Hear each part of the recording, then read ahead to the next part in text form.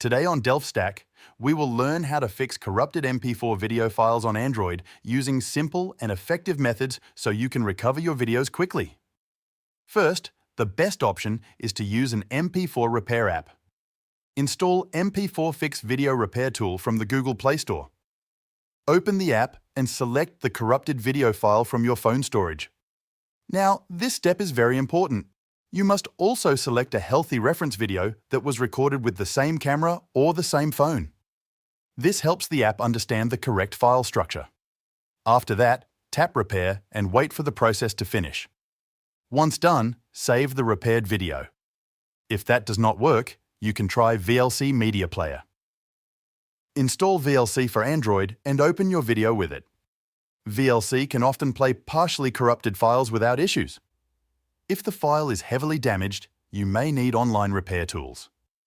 Transfer the video to a computer and use websites like Clever Online Video Repair or Fix.video.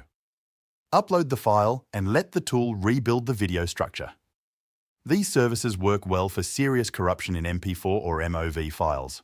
Finally, try basic troubleshooting. Restart your phone to clear temporary system issues.